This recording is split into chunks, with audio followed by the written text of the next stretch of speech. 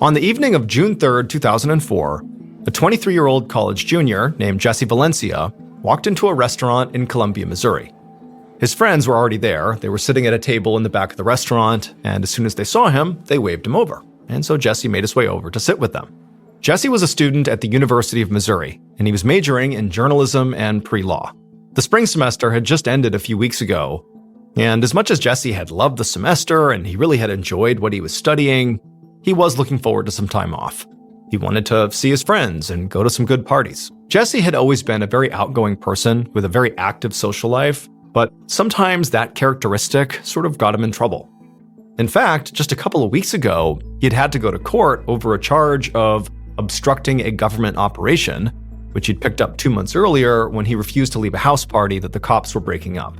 And as soon as he sat down at the table with his friends, one of them immediately asked him, like, "Hey, how'd that court hearing go?" And Jesse had said, it didn't go too well. He thought the whole thing was kind of ridiculous, and he had hoped the charge would have been dropped already. But when he had gone to the courtroom, he found out the charge had actually been upgraded. The prosecutor had changed it to obstructing a government operation by physical interference, which was worse. But Jesse said, he still wasn't that worried about it. He said he had pleaded not guilty, and his plan was to fight this thing to the very end, even if it took all summer. However, the reality was this charge was actually the least of Jesse's problems. He had much bigger things weighing on his mind that summer. His longtime boyfriend, Jack Barry, had broken up with him recently, and he was having a very hard time coping with that. Jack had wanted to stay friends, but the reality was, even though, the intention was good, it just made things harder for Jesse, because it meant that Jesse and Jack were still spending quite a bit of time together and still talking and socializing. And while Jack felt like things were over romantically, Jesse didn't feel that way. It just sort of felt like they were perpetually on the verge of getting back together, even though they weren't. And then whenever Jesse would try to talk to Jack about, maybe trying to make things work again, Jack would immediately just turn him down. And so the whole situation was just really difficult. And so without Jack anymore, Jesse had become very lonely. And he had been trying to fill that void with random hookups, meeting guys online and inviting them to the hotel where he worked as a night clerk. But for the most part, it was sort of shallow and didn't mean anything. At one point, Jesse had been having this secret affair with an older man, which had been exciting. But deep down, what Jesse really wanted was just a real relationship like he had had with Jack. And these random hookups were not that. And so at this point, basically every time Jesse went out socially, no matter what he was doing, he was always kind of on the hunt for somebody who could potentially have, long-term relationship potential. And this night was no exception. And so that night, Jesse and his friends had a nice dinner together. And then when they were done, they left the restaurant and walked a few blocks to a gay dance club called SoCo Club. It was dark and the music was loud and thumping. And as soon as they walked inside, Jesse immediately weaved his way through the crowd on the dance floor over to the DJ booth. He asked the DJ to play his favorite song, which was Billie Jean by Michael Jackson. And the DJ just sort of rolled their eyes. Jesse knew the DJ was very likely annoyed with him because Jesse requested that song every single time he came to this club. But Jesse never had let other people's opinions stop him from doing what he wanted. And so he didn't care. He just wanted the song played. And so after he had made his request, Jesse went over to the bar and ordered a drink. And while he waited, he saw a young man standing alone at the other end of the bar. Once the bartender passed Jesse his drink, Jesse went over and asked the man if he wanted to dance. The man smiled and said, "Sure." And then one dance turned into two, turned into three, and pretty soon the two had spent the whole night together. Now, it was hard to hear each other over the loud music, but over the course of several dances, Jesse had learned that this man's name was Ed McDevitt, and he was training to be a chef. Jesse felt like Ed was a really nice, cool guy, and it seemed like they had an immediate connection. And so when the club closed, Jesse asked if Ed wanted to come home with him. Ed said yes, and after that, Jesse asked his friend Jennifer if she wouldn't mind giving them a ride back to Jesse's apartment. She said of course, and so shortly after that, the trio left the club, they got in Jennifer's car, and they drove back to Jesse's apartment. And when Jesse and Ed got out, Jennifer said, "Hey, tomorrow night I'm having a party at my place. You two should come by." And Jesse, he turned to Ed and kind of winked at him and said, "Yeah, hopefully we'll both be there."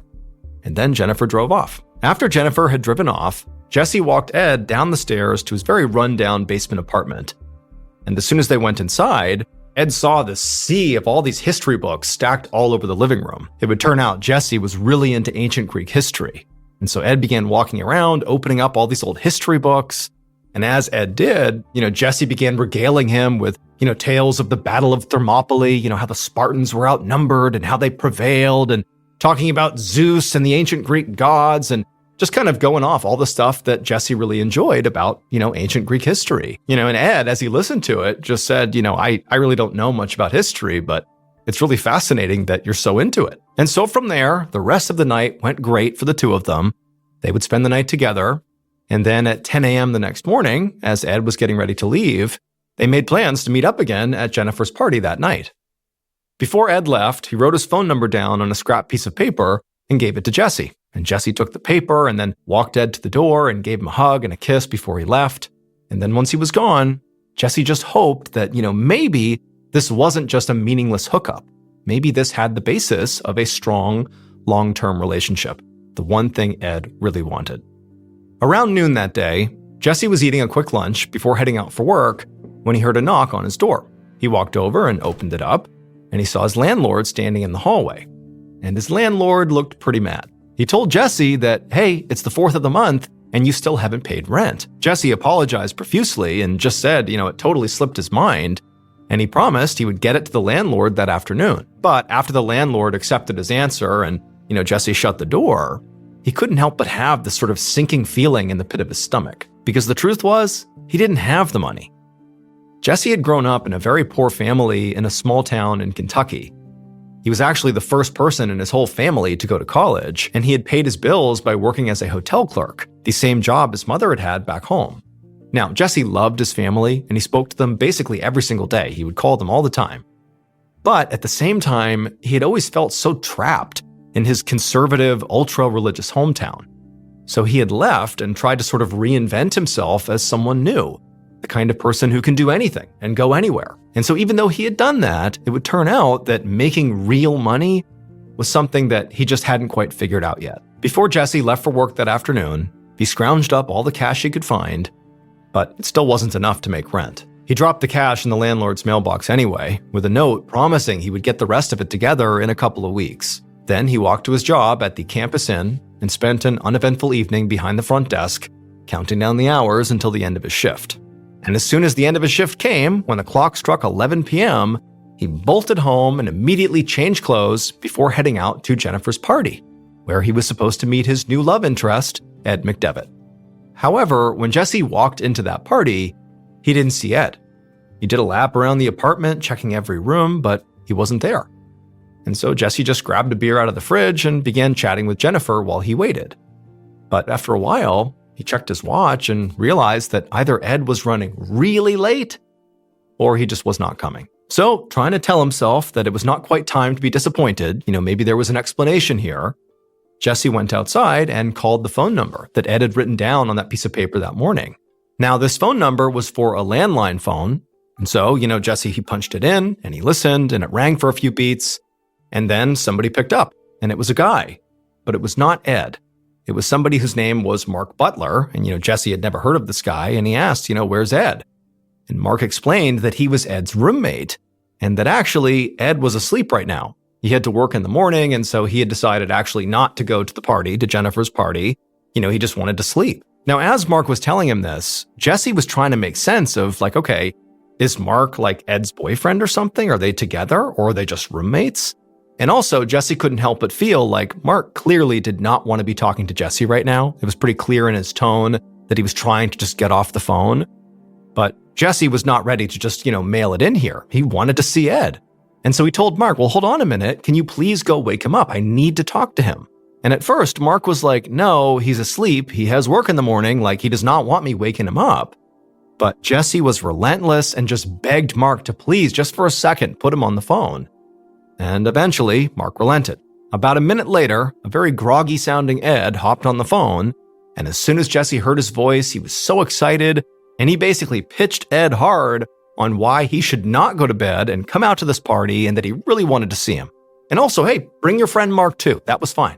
Now, it's not really clear if Ed was excited about this idea, but he would eventually say, fine, I'll come out and meet you, and I will bring Mark. When they got there, Mark would only stay at Jennifer's party for a little while before he headed out on his own. But Ed and Jesse, they would stick around until about 2 a.m.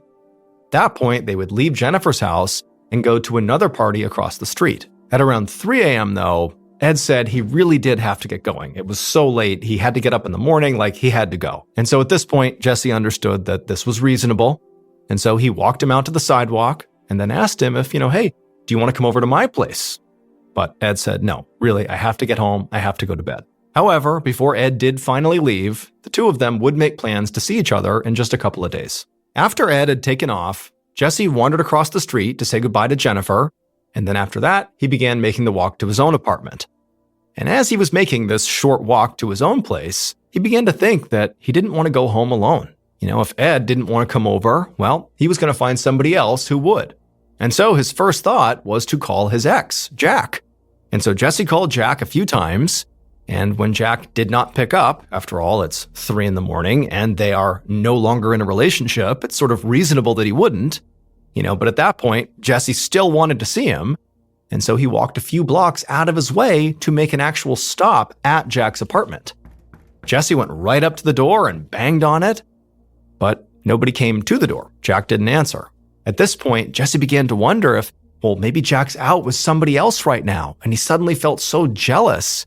Or worse, maybe Jack is here and he knows I'm here, but he doesn't want to see me and he's ignoring me. After a couple of minutes of standing there and knocking a few more times and still not hearing anything from Jack, Jesse finally gave up and stumbled back to his own apartment, drunk and lonely, and a bit heartbroken. Jesse finally stepped foot inside his apartment and shut the door behind him at about 3:45 a.m. However, right after he'd gotten undressed and flopped down on his bed, he heard a knock at the front door. At 2 p.m. the following day, so Saturday, June 5th, 2004, a college student walked out of an apartment just down the street from Jesse's building, and they were carrying a backpack and a cooler. His friends had just pulled into the parking lot, and they were about to head out for a weekend trip to St. Louis. But while he was loading his stuff into the trunk, he noticed somebody lying in the grass nearby, wearing nothing but a pair of running shorts. Now, at first, he assumed, this was just somebody passed out drunk from a crazy Friday night party, which sort of happened all the time in a college town like Columbia.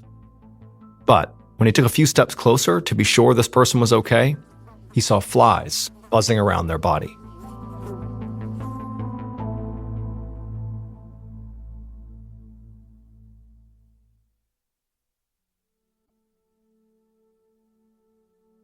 About 30 minutes later, Columbia police detective John Short felt his pager go off.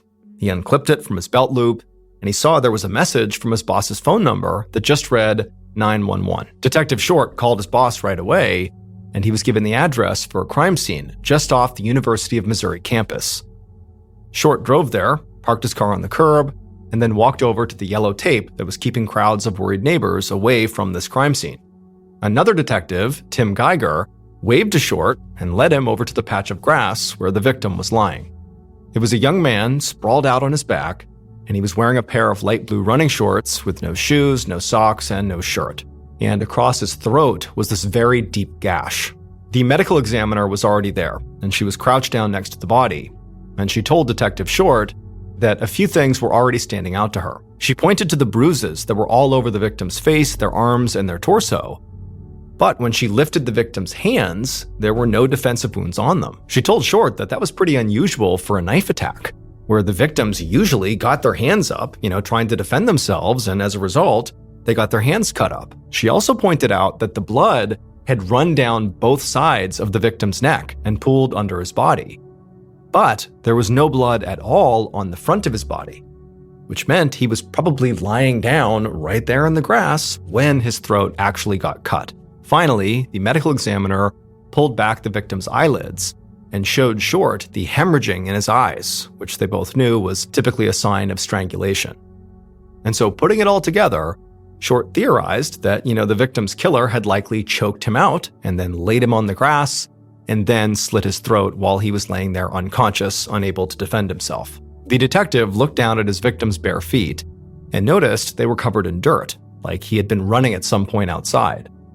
Short doubted that the encounter between his victim and the killer began on the lawn where the body was found, and now he just wondered if maybe there had been some sort of a chase here, and that this was just where the killer had finally caught up to the victim. But since there was no ID on the victim, Short had no idea who he was or where he'd been running from. And so Short stood up and stepped away from the body so crime scene techs could load it into a body bag. Just then, another squad car pulled up and 2 more officers got out, Sergeant Kenneth Smith and Officer Stephen Rios. Rios was the beat cop who typically patrolled this neighborhood. So another sergeant on scene had radioed for him to come over and see if maybe he could help identify the victim. And so at this point, Short told the crime scene techs to go ahead and unzip the body bag and let Officer Rios take a look. And Rios came over and he looked inside, and after a second, he said that he did recognize this young man. He said it was a college kid that he'd actually arrested at a house party just a couple of months ago. He said his name was Jesse Valencia. And so, less than an hour into his investigation, Detective Short now had a name for his victim and some pretty good guesses about how his victim was killed. His next task was figuring out who might have wanted Jesse Valencia dead. So, Short looked up Jesse's address, and he found his apartment building was only a block away, so he walked over there. And while the forensics team went inside the apartment to look for evidence, an officer was posted outside the building to make sure no one came or went until the crime scene was officially cleared. Short walked into the building and headed down the stairs to Jesse's unit. And there, the crime scene tech who was dusting the doorway for prints told him that when they'd arrived, the door was actually already open. And so Short went inside the actual unit and began looking around. There was no blood anywhere, and nothing was broken or overturned, so there was no clear sign of a struggle. But the door being left open suggested that Jesse must have left in a hurry. And this certainly matched Short's theory about the fight between Jesse and this killer starting in one location and ending on the lawn. Short figured that, Jesse must have run out of his apartment in a panic and made it a block away to that grass before his killer finally overtook him. And so as Short began to consider this, he also started to think, okay, well, Jesse, who appeared to be in reasonably good shape for his age, if he was chased down and tackled and killed only a block away from his apartment, it sort of suggested that his killer likely was pretty strong and pretty fast. So we're talking about somebody who is in relatively good shape. That's the killer. At least that's the profile he's developed in his mind. And also, the way that Jesse was actually killed, having his throat cut open so violently, it just seemed kind of personal, which suggested that whoever killed Jesse likely was somebody Jesse actually knew. And so with that in mind, Short finished his sweep of Jesse's apartment and then asked a crime scene tech to prioritize getting access to the cell phone and computer that he saw on Jesse's desk. Then he walked out of the apartment and across the hall to the door of Jesse's closest neighbor, and he knocked. A moment later, a very confused-looking young man poked his head out and asked Short what was going on. Short told him that he was investigating a murder and wanted to ask him a few questions. The young man at first just seemed totally shocked and appalled to be hearing this. But then it was like this look of realization washed over his face. He told Short that the previous night, he had actually woken up to the sound of very clearly 2 grown men fighting in Jesse's apartment. And one of those men was clearly Jesse, because this neighbor heard Jesse clearly saying over and over again, "No," and "Stop it," to this other man. Now, the neighbor kind of sheepishly said, they didn't actually do anything about this. They actually just kind of banged on their own wall and said, "Hey, stop it over there." And then shortly after that, the noise had stopped, and the neighbor had kind of forgotten about it and gone to sleep, not realizing what he was likely hearing was the beginning of Jesse's murder. The neighbor told Short that when they had woken up that afternoon, he'd actually gone across the hall to apologize to Jesse for being so rude the night before. But the neighbor said he found Jesse's door was open, and he didn't look inside. He felt like that was kind of rude. But what he thought was, okay, maybe Jesse was so drunk the night before, that was part of the reason that he must have been having this fight. And so perhaps he was so drunk, he just forgot to close the door. The neighbor said he did try knocking on the opened door a couple of times, but Jesse never came to the door, and so the neighbor just kind of left it at that and went about their business. And so after hearing this, Detective Short asked this neighbor if he had any idea who the other man was that Jesse was fighting with. But the neighbor said he didn't. Jesse, for the most part, kept to himself, and really the neighbor didn't know Jesse well at all, so he did not know who this other person was. After that, Short thanked the neighbor for the information, then he turned around and headed back inside of Jesse's apartment. And so at this point, Short was convinced that, based on the neighbor's testimony, that whatever fight led to Jesse's death likely did begin in Jesse's apartment. And so now Short just had to figure out who were the people that could have potentially been inside of Jesse's apartment late at night like that. Was this somebody who was a friend, a love interest?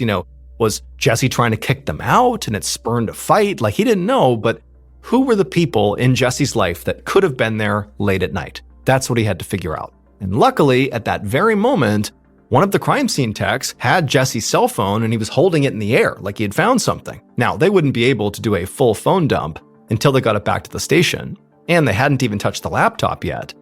But they had gotten access to Jesse's call logs, and the tech told Short that there was something in there that he definitely wanted to see.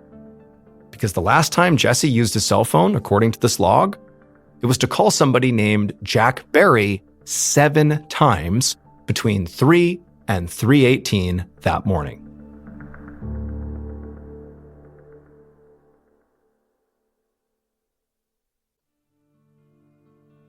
So right away, Detective Short looked up Jack Berry's information, and he found his apartment's address and saw it was not far from Jesse's, and so he drove right over there. Short knocked on the door, and just a moment later, a young man answered, and he had very red, puffy eyes like he'd clearly been crying. Even though Jesse's body had only been discovered a few hours ago, this young man did not seem surprised at all to see the detective. He told the detective that he had already heard the terrible news a friend had told him. After exchanging niceties and the young man confirming that he was in fact Jack, Short followed Jack into his living room. And as they sat down, Short asked Jack about all those 3 a.m. phone calls from Jesse. Jack looked like he was really struggling to hold it together as he told the detective that Jesse was his ex-boyfriend, and Jesse had kept badgering him, Jack, for them to get back together, and Jack didn't want to. And so those phone calls were very likely a product of more badgering from Jack. Jack said the night before, he had been woken up by his phone ringing over and over and over again, and before he could even look at the caller ID, he heard a knock at his front door, and he saw it was the middle of the night, and then he leaned over and saw the caller was Jesse, and he sort of figured that, okay, he's calling me. It's very likely him at the front door. I don't want to see him right now. And so Jack just decided he would ignore Jesse and hope he went away. Now, when Jack said this, it seemed very clear he was sort of reliving that moment in his mind. Maybe if he had let Jesse in or engaged with him in some way, maybe Jesse would still be alive. That was sort of the insinuation. But Detective Short was thinking, okay, well, even though he seems like he's being very earnest in telling me this, it does mean that he doesn't really have an alibi. He's basically saying, at the time, Jesse was killed, I was home alone by myself, which was pretty weak. However, before Short could begin to poke holes in the alibi, Jack said that, despite the fact that they had broken up, that he and Jesse were, at least in his mind, still on good terms. In fact, they had spoken just the day before on the phone, before getting all those nighttime phone calls. It was during the afternoon, and during that phone call, Jesse had told him about a new guy he'd met at a club the night before, and his name was Ed McDevitt. That night, Detective Short stood outside of an interrogation room at the police station, watching Ed McDevitt through the two-way glass. Short knew his investigation was moving basically at lightning speed here, but there was still quite a bit of pressure on him to get this case solved even faster, because Columbia was a college town where kids were used to feeling safe, and the murder of a student just a few blocks off campus had sort of shattered that sense of trust. And so, students and parents and, staff of the university really wanted Short to get this thing done. And now, looking at Ed through the glass, Short wondered if maybe this was the killer. Maybe this was the guy. After all, Ed was shaking and fidgety looking. He seemed sort of like an emotional wreck, which could mean, of course, he was just upset because he was connected to the murder victim. That's traumatic. Or it could mean he's hiding something, and now he's about to be interrogated by the police, something that would certainly cause a big emotional reaction. Eventually, Short went inside and sat down across the table, and he asked Ed to explain exactly what he had done the night before. And Ed, in a very nervous, shaky voice, told the detective that he and his roommate, a guy named Mark Butler, had met Jesse at a party a little after 11 p.m.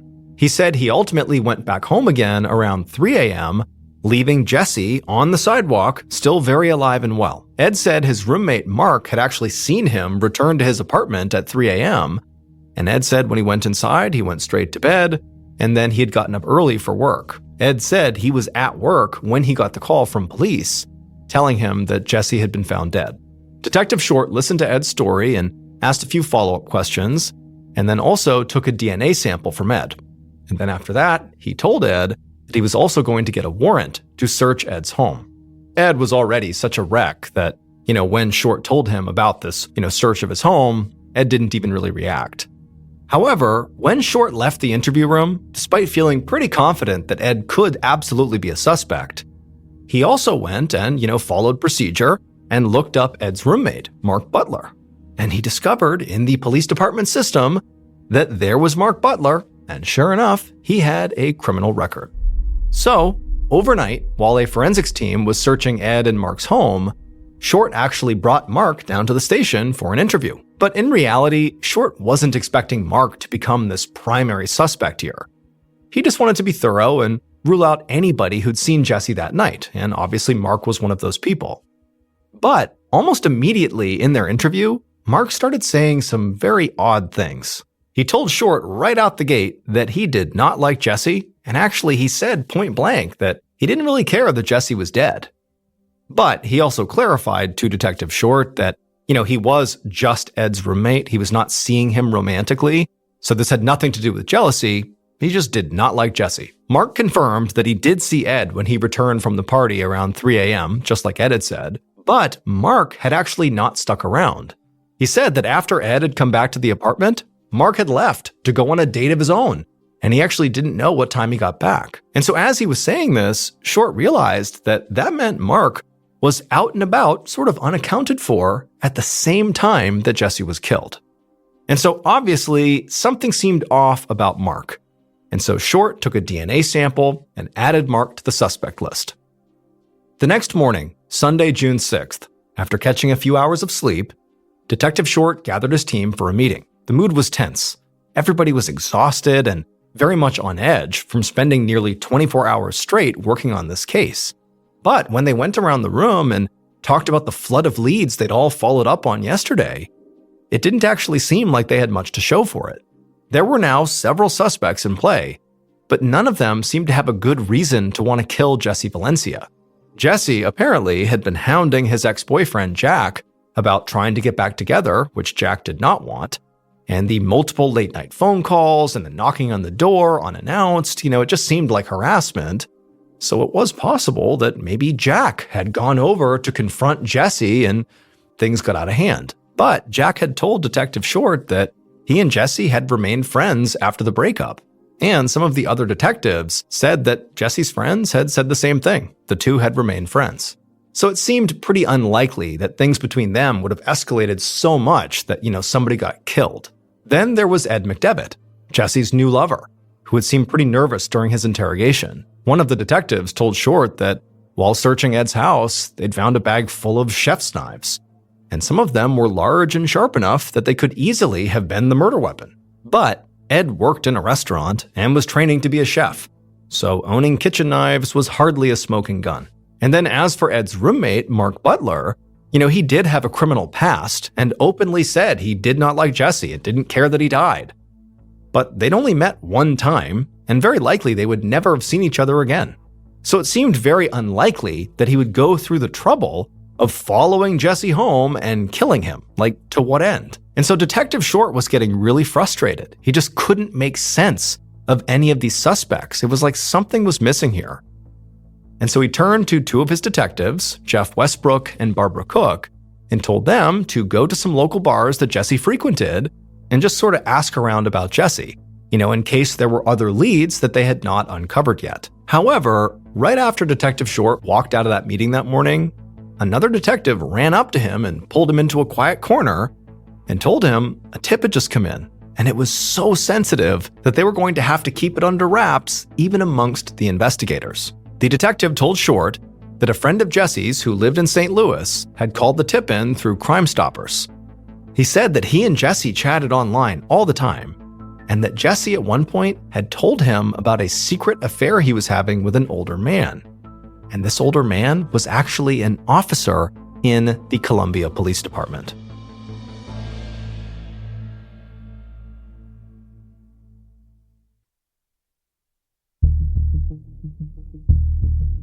Later that day, so this is Sunday, June 6, 2004, 2 days after Jesse was killed, Detective Short sat at his desk flipping through printouts of all these online chat logs. And these logs showed conversations between Jesse and the friend of his who had called in the tip that Jesse was having this affair with an officer from Short's own police department. In the chats, Jesse wrote all about this relationship. Jesse had seemed to find it pretty exciting at first, having this police officer come by in uniform and carrying on these secret meetups in the middle of the night. But recently, Jesse had begun to suspect that this police officer was married. And this made Jesse furious. He had told this friend in the chat log that he wasn't going to be someone's other woman. However, to Short's frustration, Jesse never actually named the officer that he was having this affair with. He only ever referred to him as Columbia's finest. And so whoever this mystery cop was, Detective Short thought they were the most likely suspect. Because unlike Jesse's other lovers, this officer had something to lose if this relationship went south. If Jesse told anybody about this affair, well, the police officer's career could be on the line because they clearly were carrying on this totally illicit affair while on duty. That's not okay. And also they were using their position and power potentially to actually land this relationship. And then also on top of that, the police officer's marriage would likely be destroyed. But Short also knew that he had to move very carefully here, because now he was investigating his own department, which meant that the killer could literally be in the room with him at any time. And so as he walked through the office to refill his coffee, Short found himself scanning the face of every officer he passed, and he realized there wasn't a single person here he could actually trust. Short brought all the files on Jesse's case into his office, and then he told his secretary to find him a roster of the department's entire staff. Then he locked the door, sat at his desk, and pulled out the records on Jesse's friends who had been interviewed already. And he went down the list himself, calling each and every one of them to dig for more information. Quite a few of them said that Jesse had told them about this cop he was sleeping with. And one of them remembered Jesse referring to this officer as just Anderson. And so when Short's secretary came back with the staff roster, Short began looking through it, and he discovered out of the 200 plus officers in the entire department, there were only 2 officers that had the name Anderson: Brad Anderson and Ted Anderson. And so the next step was trying to figure out if either of them had a connection to Jesse Valencia. And so Short pulled out the records from Jesse's arrest at the house party back in April, and as he flipped through it, he realized Brad Anderson was one of the 3 officers who responded to that party. The pieces fit together perfectly. Jesse and Brad Anderson, the police officer, would have met around the same time that Jesse began messaging his friend in St. Louis about this secret affair with a cop. And so at this point, Short felt like he had just found the killer.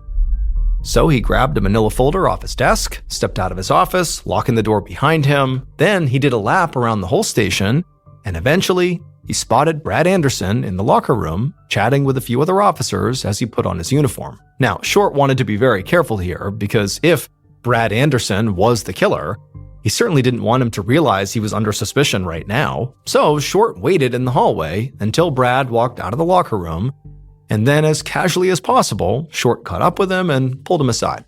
Short opened up the manila folder he had brought with him and showed Brad a photo of Jesse Valencia, asking if he recognized him. And Brad squinted at the photo for a second, and then after thinking, he said, "Yeah, that's the kid I arrested at a party a few months ago." Short asked Brad if he had seen Jesse at all since the arrest. And Brad nodded and said, yeah. He said that about a month ago, Jesse had called in a noise complaint, and Brad had been the one sent out to check on it. But by the time Brad got there, the noise had stopped, so he was only there for a couple of minutes before leaving. And that was it. To Short, nothing about Brad's demeanor seemed nervous or suspicious. In fact, it really seemed like he didn't have any clue why the detective was asking him about Jesse Valencia. So if he was the killer, it seemed like he was going to be very hard to crack. Short was about to let Brad go and just wait to talk to him once he had more evidence, but just then, Brad's partner, Officer Rios, walked by. And when he walked by, he looked over and he saw the manila folder with Jesse Valencia's photo inside of it that Short was showing Brad Anderson. And Rios, without even thinking, made this comment under his breath that was clearly directed at his partner. It was like this really in bad taste comment where he was like, "Oh, looks like your gay lover's dead." When Short heard this, he practically sprinted back to his office. Brad Anderson sort of shrugged off the comment made by Rios about, Jesse being his gay lover, but Short felt like what Rios said was a pretty big deal, because even though, again, it was terrible in bad taste humor, that's a terrible thing to say, but maybe there's truth there. Maybe Rios knows that Brad Anderson was seeing Jesse Valencia. Maybe they really were in a relationship. Now, in the moment, Short did not, aggressively follow up on that comment and demand to know if Brad had actually been in a relationship with Jesse before he died. Instead, all three of them just kind of went their separate ways, and Short, hustled back to his office. And when he was in his office, right as he sat down, there was a knock on the door. And when the door opened, it was Short's secretary. And she told him there was someone who had been waiting to see him. And then she let in this very nervous-looking young man who introduced himself as Jesse's friend. And he said his name was Andy Schermerhorn. Andy sat down and told Short that just a few weeks earlier, he and Jesse had gone out together and then gone back to Jesse's apartment. But around 3 a.m., they were interrupted by a knock on the door. Jesse went to answer it, and a uniformed police officer walked in, shining a flashlight. And to Andy's surprise, Jesse led this officer right into the bedroom, and he joined them for a threesome. And then after they were done, the cop told Andy, "You better keep this a secret." Detective Short couldn't believe it. The final piece of evidence he needed had just fallen into his lap. Andy said he did not know the officer's name. So Detective Short got out a department yearbook and told him to flip through it to see if maybe the guy he saw that night was in there. But Andy just held up his hand and said he didn't need to do that. And Detective Short was like, "Well, what do you mean? Why can't you do that?" And Andy said, "Well, because when I came in here, the guy I met, he was out in the hall." Based on the investigation that would follow this revelation, the following is what happened to Jesse Valencia in the early morning of June 5th, 2004. Around 3 a.m., right around the time that Jesse was leaving his friend Jennifer's party, Jesse's killer was drinking beers with a few friends after work. And then, just before dawn, the killer wrapped up, got in their car to drive home. But as they were driving, they decided to make a stop along the way at Jesse's apartment. They were expecting another quick, no-strings-attached, late-night secret hookup, but when they got there, Jesse was very drunk and in a terrible mood. Jesse told the killer that he had figured out they were married, and so now he was not interested in them at all. He didn't want to see him anymore. But when he told the killer to leave and the killer refused, Jesse said, "Fine, I'll go to your police chief and I will tell them about our affair." And that's when the killer snapped. If their secret got out, it would cost them everything. So in their mind, they had to silence Jesse before he could ruin them. Jesse tried to run, but he only made it about a block before the killer caught up with him, wrapped an arm around his neck and put him in a vicious chokehold until his body went limp. And then the killer laid Jesse out on the grass, took out a pocket knife, and brutally slashed his throat. And then, on the way home, the killer very skillfully disposed of the murder weapon, ensuring nobody would ever find it, because they knew the knife was the only piece of hard evidence that could ever link them to the murder. After that, they made their way back home, parked in the driveway, and as they were walking up to the front door, they looked up and saw their wife in the kitchen window, preparing a bottle for their baby son. And then just before going inside, the killer unpinned the name tag on their uniform that said Anderson, and they swapped it for another name tag that they had hidden in their glove box. And this name tag was the killer's real name, Officer Steven Rios. Rios was Brad Anderson's partner. He was the one who identified Jesse's body at the crime scene and made that awful comment about Brad Anderson's gay lover. It's believed that Officer Rios was lying to Jesse about his name, and in fact, he actually stole the name tag not of Brad Anderson, but of the other Anderson, Ted Anderson. He was using his name tag and parading around like he was him whenever he was with Jesse. Rios was arrested, and in May of 2005, almost a year after Jesse's murder, he was found guilty of first-degree murder. But after an appeal, he got a new trial, and the charge was reduced to second-degree murder. However, he was still found guilty and was sentenced to life in prison.